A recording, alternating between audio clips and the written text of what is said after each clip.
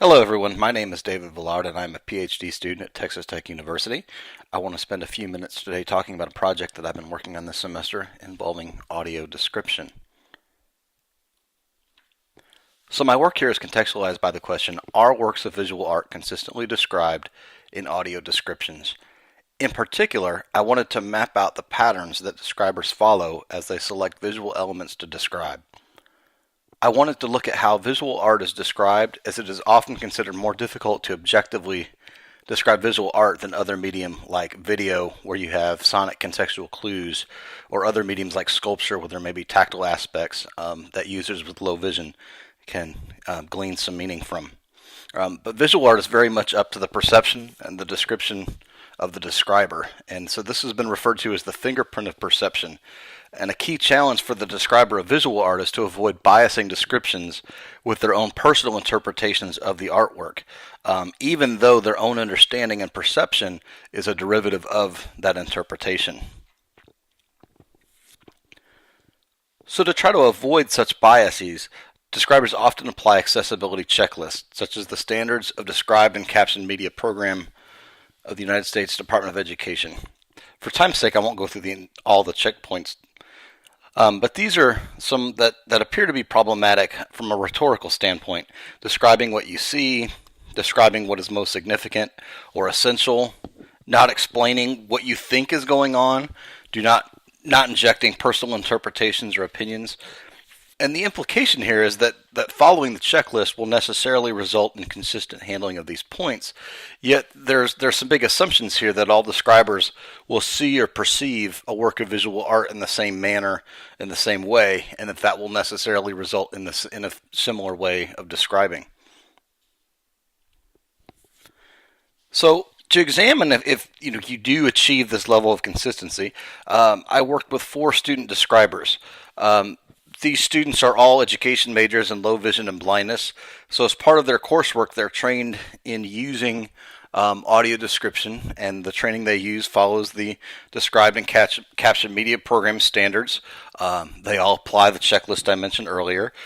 I selected one common image, and I asked all 4 of them to describe provide an audio description, and then subsequently provide retrospective recall to outline the choices they made and look for those patterns in the ways that they described it. So here is an example of a recorded description. A Boy and His Dog is a drawing on paper by an 11-year-old girl from Illinois. On the left of the image is a man in a blue robe with red lining, sitting behind a green table jutting out from the bottom left of the image. To his right is a brown dog with a black nose that is pointed towards the man. The insides of the dog's ears are colored red. Behind them is a yellow wall with turquoise spots on it. On the right of the wall above the dog is a window with red curtains. So the first thing that I looked for were the patterns that each describer followed. What were the order that they described aspects of the picture in? And so we see those here, here,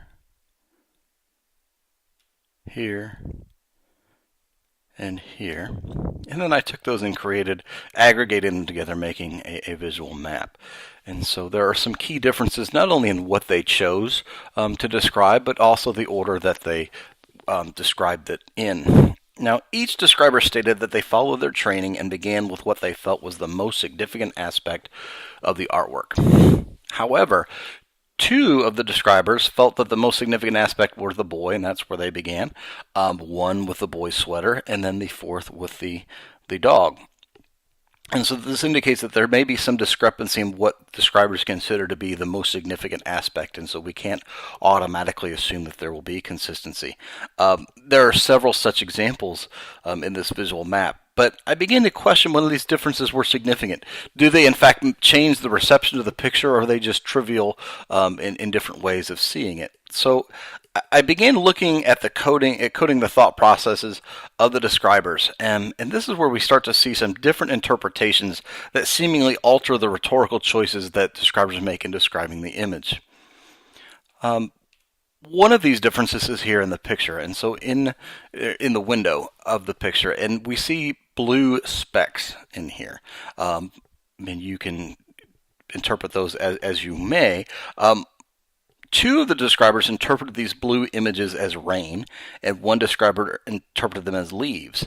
One felt them not necessary for description. So this at first seems trivial, but it really shapes how the describers approached the image. Both describers who interpreted these as rain felt the need to describe the image with a sense of lament, that the rain was keeping the eager boy and dog inside.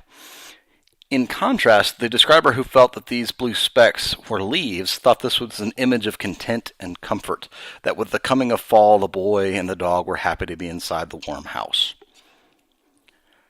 A second difference involves the relationship implied by the gaze of the boy and the dog. Two describers discuss the boy and the dog gazing at each other. The other two describers discuss the boy and the dog gazing at the observer. So this shifting gaze relocates the role of the observer between one of appreciation to one of participation, thereby demonstrating that the description in fact determines how the listener of the audio description embodies himself or herself in relation to the artwork. So these findings appear to demonstrate that there are significant differences in interpretation that affect the consistency of not only what is described, but also how the describer rhetorically shapes the description. So my plan is to continue coding for these types of interpretations where there's an intersection of the actual interpretation with the actual description product. And so looking ahead, I think that it's necessary to explore how the user receives these differences. Do they in fact change the perception of the listener? And more broadly, what does this tell us about the spatial visual elements that are best communicated to individuals with visual impairments? So if there are any questions, I would be happy to answer those on the forum. And thank you for listening.